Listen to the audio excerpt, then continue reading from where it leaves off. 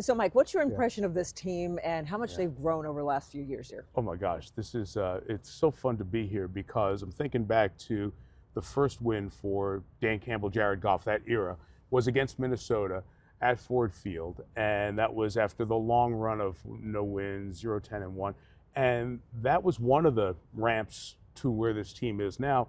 And then this game, the final game of the regular season 2 years ago in Green Bay, those two moments are just kind of big mileposts along the way of what this generation of the Lions has done. And it's really remarkable when you go from a team that 3 years ago really couldn't win a game to now a team that has won 14 but still needs to win a 15th to put up a division banner. It's pretty incredible.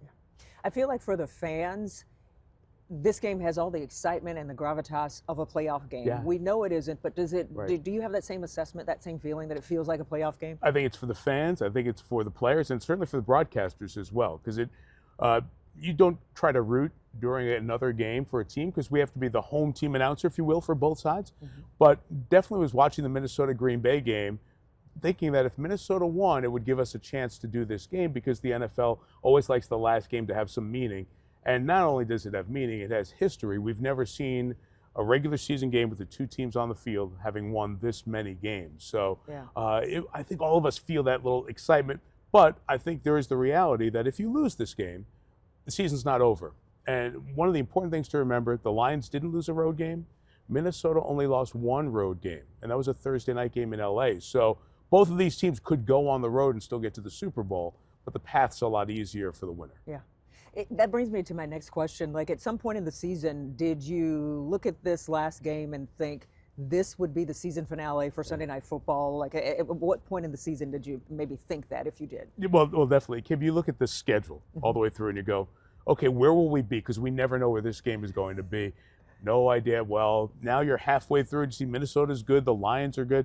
Boy, that would be really cool. And for me personally, it's great because you're back home. Right. And I think as October, November went, like, hey, this is still rolling. Neither team has fallen back, even with all the injuries for Detroit. So probably by November 1st, we were eyeballing this, hoping this would be exactly where we were before this game. What does this mean for this franchise, would you say? I mean, ending on Sunday Night Football for the regular season and just the leadership of Dan Campbell and just how far they've come. And the Lions have become regulars on Sunday Night Football. We mentioned the game in Green Bay to end 2 seasons ago, and then the 2 playoff games last year, the game against Kansas City to open the 23 season, the Sunday night opener against the Rams, seeing them against Houston. But we've seen a lot of the Lions in the last couple of years. And I think it just says this is a franchise that is now a franchise with a national perspective. This is a franchise, the Lions are on, people want to see. It's an exciting brand of football. It's a great home team atmosphere. And those are the things that make a Kansas City run where they become popular, or Pittsburgh or Baltimore. Now you're getting that with the Lions. And the other thing is there are so many Michiganders who have moved around the country and traveled to go see the Lions in these road spots that I think there is a national build for this team that we weren't expecting 2-3 years ago. Sure. And as somebody that's familiar with Michigan and the agony and pain that the fans and this franchise has gone through, what's it been like as a broadcaster to have a front row seat to see this evolution of this franchise? I was so glad to be able to be there last year when they won the wild card game against the Rams. Matthew Stafford being here, I mean, it goes back to before I was doing Sunday Night Football when we had tickets for Ford Field when the stadium first opened, and watching Matthew Stafford play in those early days and going on Thanksgiving and knowing the team was going to lose, but seeing Tom Brady or somebody else come in and have a great game. To now be in the booth and watch the true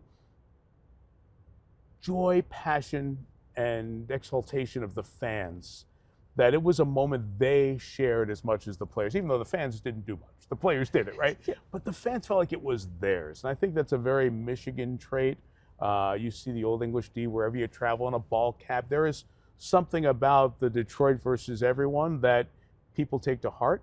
And I think to see that success was something they felt personally, maybe more than other cities or other teams. So to be able to have lived here for a quarter century and to watch it happen was really cool. And then to see it just replicate again this year. And the other thing that's been cool is watching our Sunday Night Football crew come here a couple of times, and people discover downtown Detroit. And we travel all over the country, and people from the restaurants to the bars to all the places you are this is a heck of a downtown. This is a lot of fun. Yeah. It feels great to be here. So to see that in addition to this is pretty cool. That's great. Yeah. Any closing thoughts that you want to mention? I love the way you ended that on a positive note about Detroit and the city. Yeah,